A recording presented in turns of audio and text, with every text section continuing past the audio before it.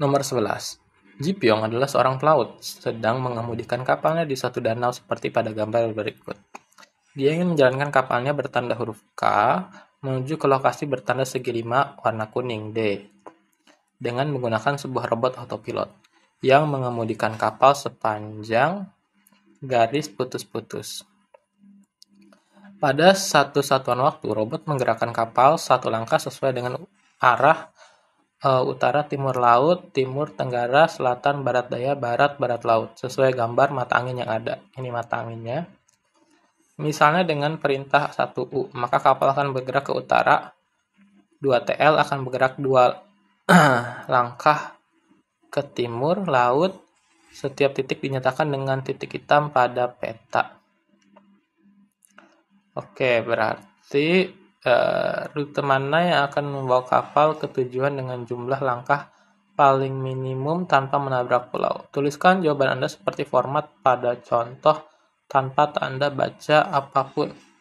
Contoh, ini apa nih? 1, 2, 3, 4. 1U, 2S. Ini formatnya ya. Ini kayaknya gini ya. Misalnya 1U ke sini. Lalu di situ 2TL, TL itu ke sini ya, berarti ke sini. Nah, ini kita lihat dia dari titik K pengen ke pulau D yang ada di sini. Berarti tentu yang pertama dia ke sini ya, formatnya 1 dulu kan ya. 1U, 1 ini U ini apa? BL ya. BL ke sini dulu, BL, 2 BL lagi. Terus 3 ini U, 4U, 5 BL, 6B, 7B. Gitu kayaknya ya. Tadi gimana? 1 BL, 2 BL, 3U, 4U, 5, 3, 4, 5-nya BL lagi. Terus 6-nya sama 7-nya B. 6B, 7B. Atau bisa juga pakai rute yang ini ya. Ini 1, 2-nya masih sama BL, tapi 3 dan 4-nya ke B dulu. Habis itu 5-nya ke BL, 6, 7-nya ke U. Berarti 1 BL, 2 BL, 3B, 4B, 5 BL, 6U, 7U. Ini bisa yang mana aja karena akan ada 2U nih, 3, 4 atau yang di sini 6, 7. Dan ada beberapa BL tadi ya, 1, 2, 3 BL. Jadi bisa format yang ini, bisa format yang ini. Nomor 12. Supaya lampu pada gambar dapat menyala, lampu tersebut harus mendapatkan sinyal. Switch pada nomor 1 sampai 8 akan mengirim sinyal melalui kabel apabila dalam posisi on. Sebuah persegi hijau akan mengirimkan sinyal apabila menerima sinyal dari kedua kabel. Sedangkan sebuah segitiga kuning akan mengirimkan sinyal apabila hanya menerima sinyal dari salah satu kabel saja. Ada beberapa kemungkinan posisi switch nomor 1 sampai 8 yang membuat lampu menyala. Oke, ini ada lampu, kita mau nyalain. Kalau segitiga kuning ini cukup salah satu kabel aja dihidupin, nanti dia akan mengirim sinyal. Tapi kalau kotaknya warna hijau, harus dua-duanya dihidupkan biar sinyalnya bisa kekirim gitu ya. Yang pertama kita cek untuk jalur yang ini harus 1, 2 biar yang hijaunya nyala.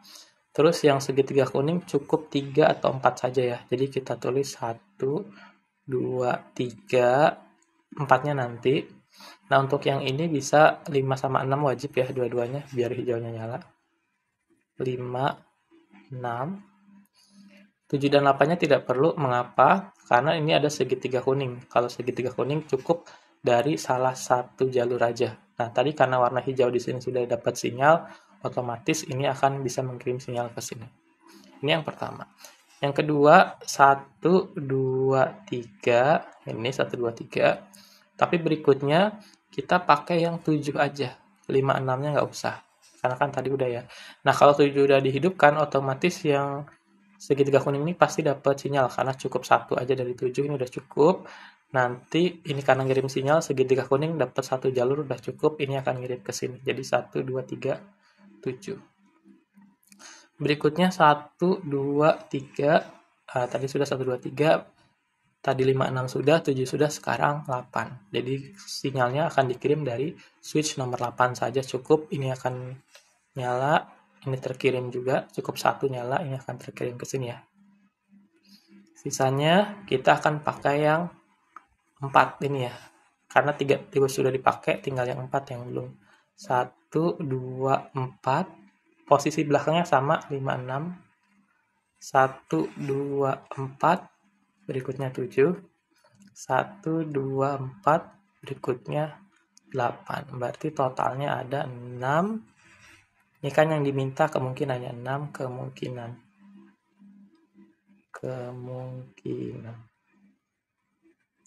Nomor 13. Asifa menerima hasil ulangan harian untuk mata pelajaran matematika. Dia memperoleh nilai 60. Asifa ingin tahu posisi dia di kelas seperti apa. Informasi yang diperoleh dari guru rataan nilainya sebesar 65, medianya 70, kuartil 1 sebesar 45, dan kuartil 3 sebesar 80. Nilai ujian yang paling rendah adalah 20 dan nilai ujian paling tinggi 95. Sebagai informasi, nilai kuartil 1 adalah nilai yang membagi data menjadi 25% data di sebelah kiri dan 75% data di sebelah kanan. Median adalah nilai yang membagi data menjadi 50% data di sebelah kiri dan di sebelah kanan. Kuartil 3 adalah kebalikan dari kuartil 1, yaitu nilai yang membagi data menjadi 75% data di sebelah kiri dan 25% di sebelah kanan. Pernyataan yang benar dari informasi tersebut adalah, oke, untuk mempermudahnya kita bisa bikin garisnya dulu ya. Nah, ini ceritanya untuk mempermudah aja. Nah, pertama, di sini dapat informasi kalau mediannya itu adalah 70.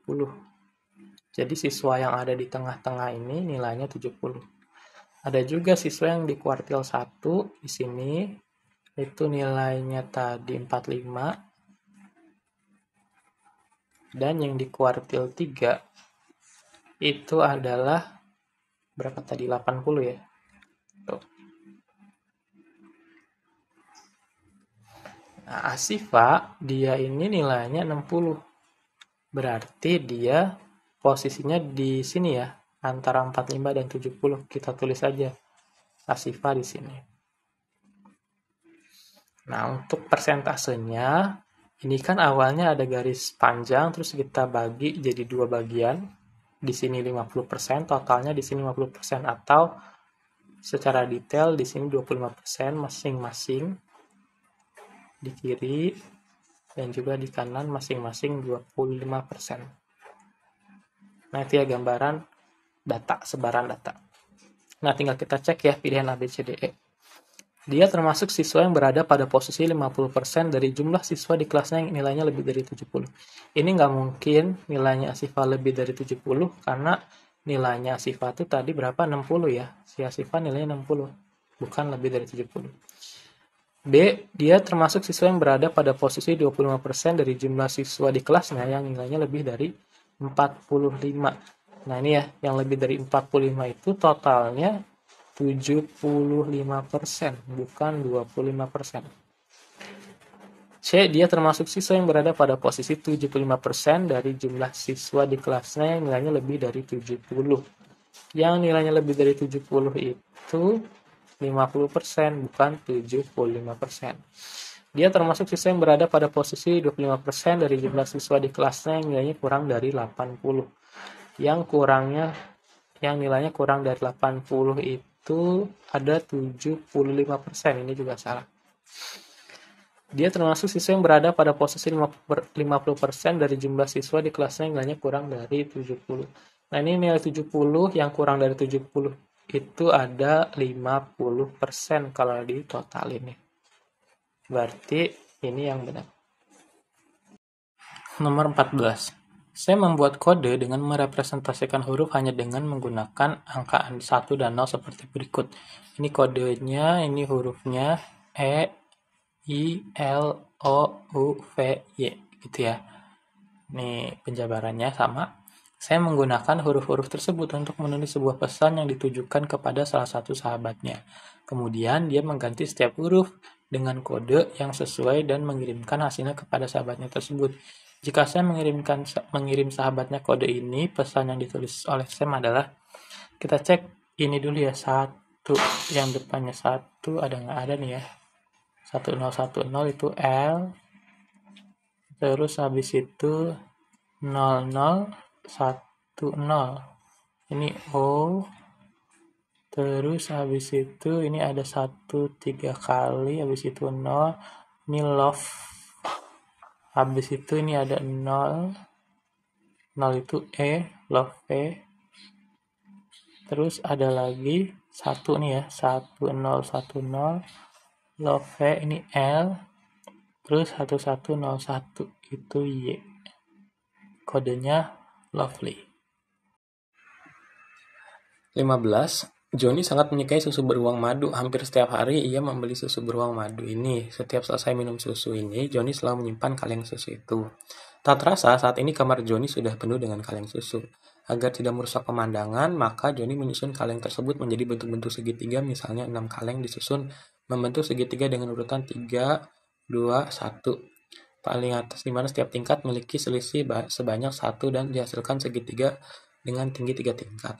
Jika saat ini di kamar Joni sudah tersedia 500 kaleng dan Joni ingin membentuk 3 buah segitiga dengan tinggi yang tidak berbeda jauh antara satu segitiga dengan segitiga yang lain, ada berapa banyak kaleng sisa yang tidak dapat digunakan untuk membangun segitiga tersebut?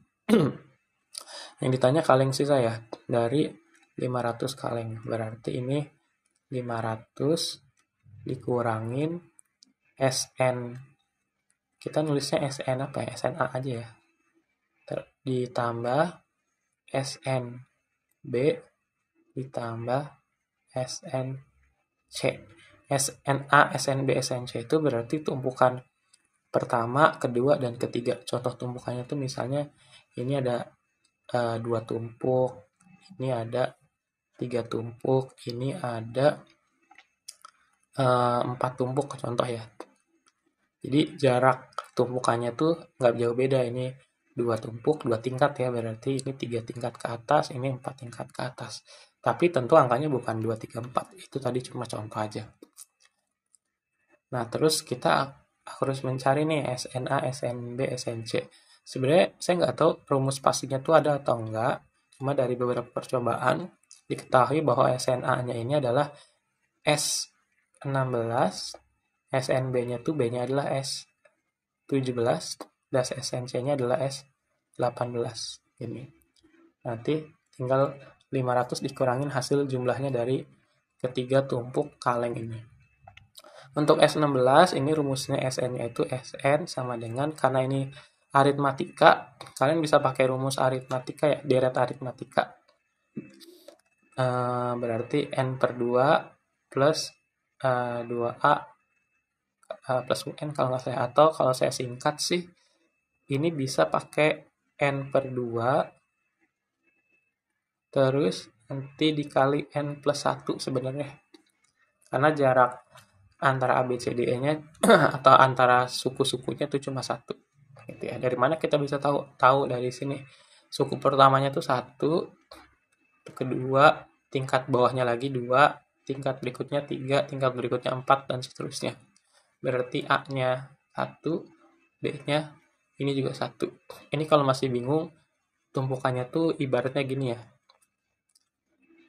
Contoh yang tadi yang saya bikin. Nah ini, berarti ini suku pertama, ini suku kedua, suku ketiga, suku keempat, dan seterusnya. Gitu. Nah sekarang kita cari S16. 16 berarti ini 16 bagi 2, langsung aja ya 8 dikali 16 ditambah 1, 17. Hasilnya adalah berapa nih? 8, 7, 1, 3, 6. 136. Terus kemudian untuk S17, ini bisa langsung kita tambahin aja, tambahin 17. Karena pasti pola berikutnya nggak jauh beda. Kayak contoh ini kan urutan ketiganya 3 kan. Urutan keempatnya cuma nambah 1 aja, nambah 4. Berikutnya nanti nambah 5, ke bawah nambah 6, dan seterusnya. Karena kita udah dapat yang ke-16, untuk 17 kita tinggal nambahin 17 aja. 6 tambah S7 ini 153. Ini S17-nya 153.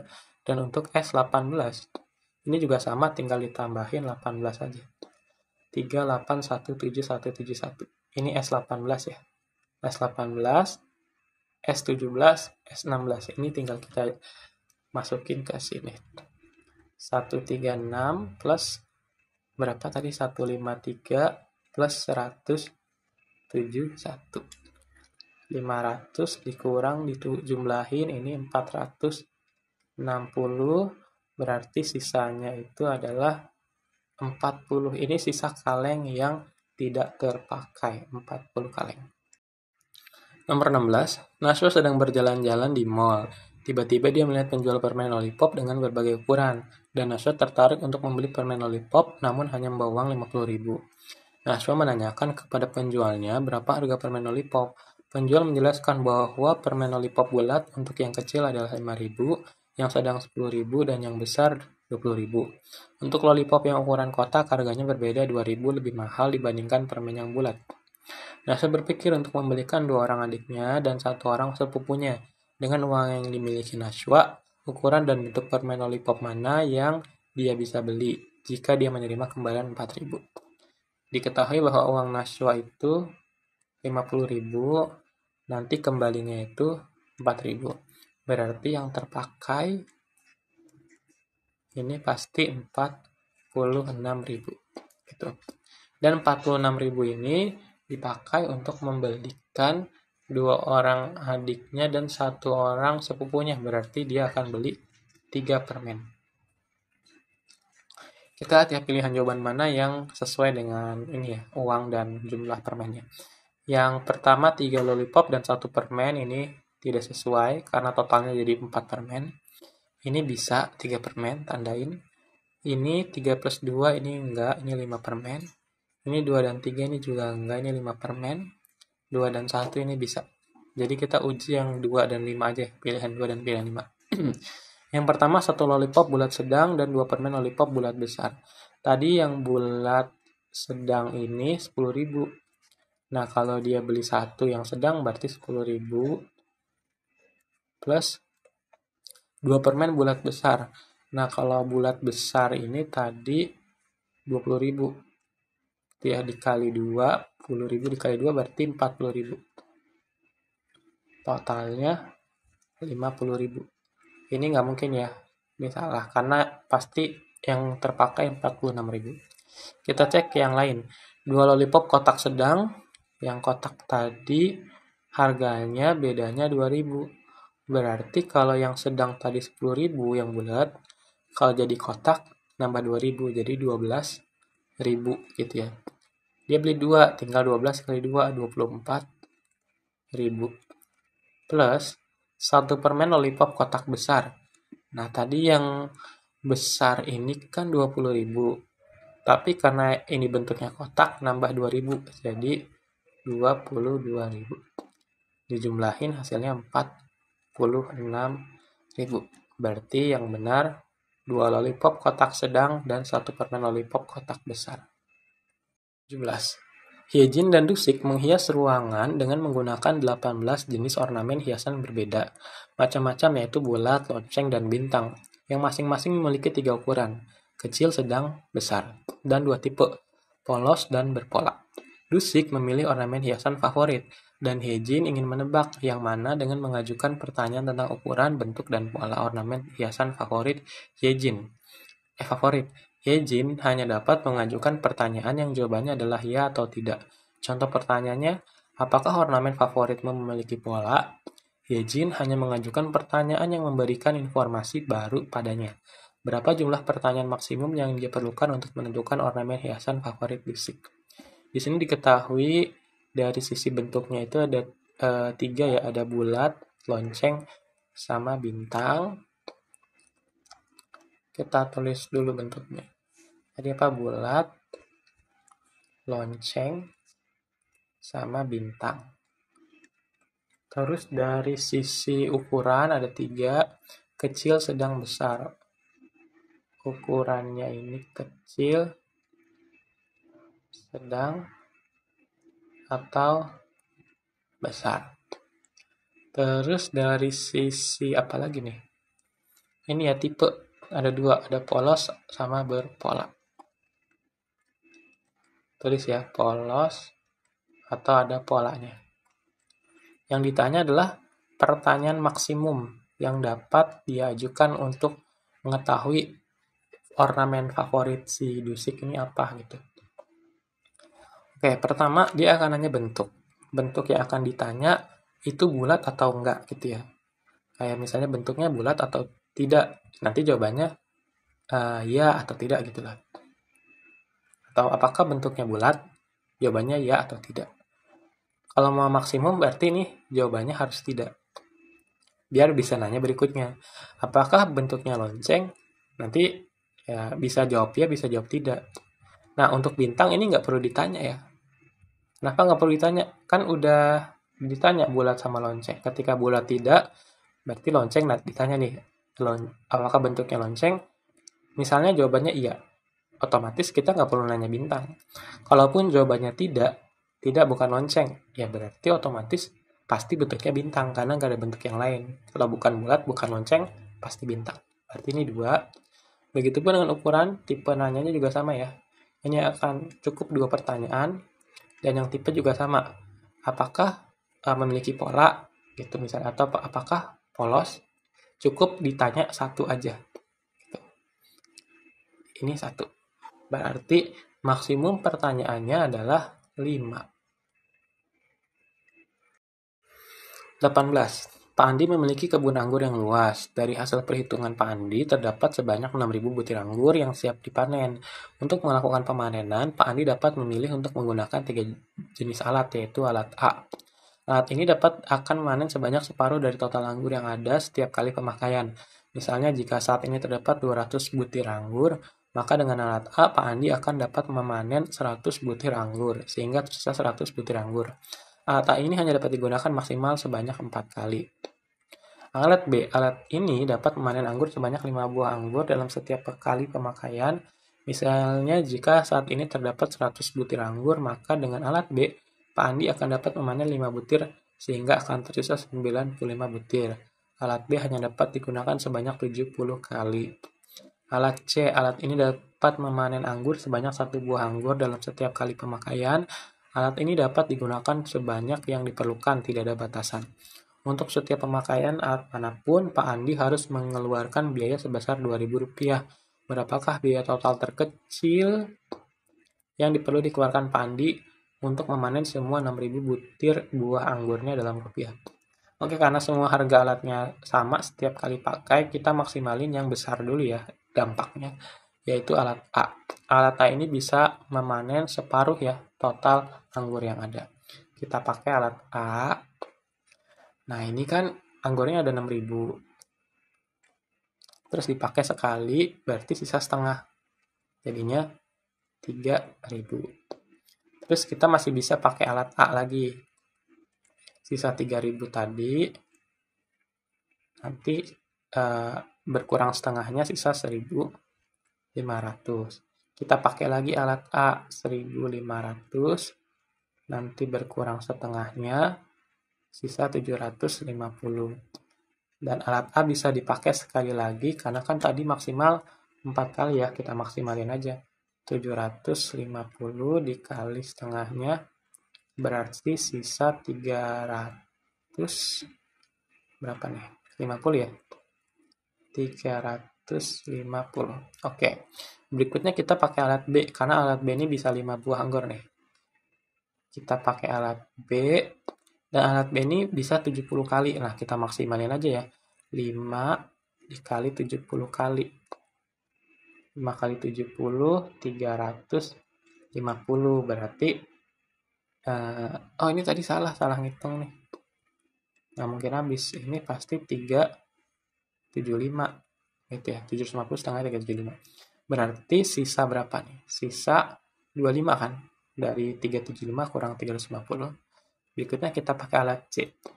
Nah, alat C ini, karena tadi sisa anggurnya itu adalah 25, kita maksimalin aja alat C. Karena alat C ini cuma bisa 1 buah anggur.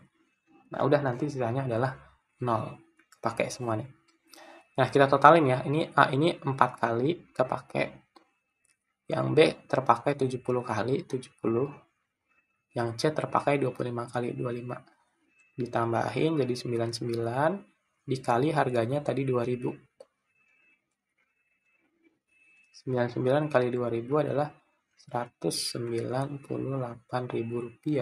Ini total minimal yang dikeluarkan oleh Pak Andi. 19. Ini biologi ya.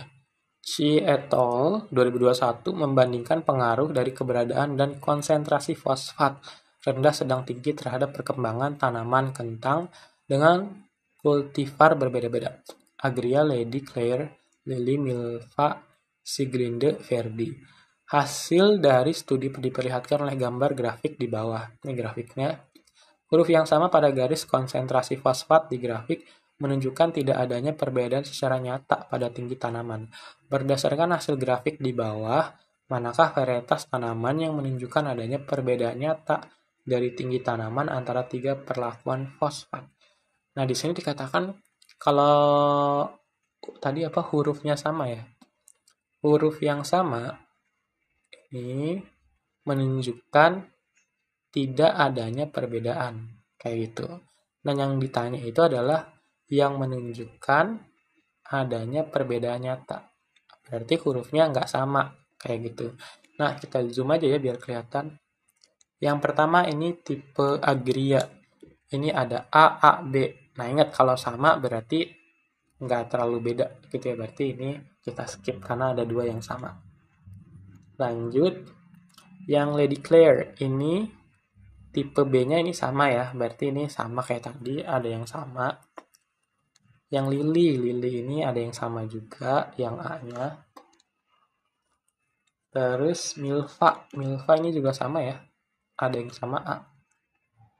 Sieglinde ini juga sama, yang A ada 2. Nah, kalau Verdi ini ada A, ada B, ada C nih. Beda-beda ya hurufnya ya. Nah, karena hurufnya beda-beda, berarti ini pasti beda, menunjukkan perbedaan yang nyata. Berarti jawabannya adalah Verdi. 10. Ikatan ionik terbentuk dari serah terima elektron valensi untuk mencapai kaidah oktet. Pada pembentukan ikatan ionik, total elektron valensi diserahkan suatu unsur sama dengan total elektron valensi yang diterima unsur pasangannya. Apabila oksigen memerlukan 2 elektron dan aluminium menyerahkan 3 elektron, maka senyawa yang akan terbentuk ialah, ini ada aluminium plus oksigen. Di sini diketahui oksigennya memerlukan 2 elektron. Berarti nanti oksigennya jadi negatif. Aluminium menyerahkan 3 elektron. Kalau menyerahkan berarti nanti dia jadi positif. Gitu. Ini tinggal kita silang aja ke sini ya. Jadinya Al 2-nya ke sini. O 3-nya ke sini. Jadi Al2O3. Jawabannya yang ini.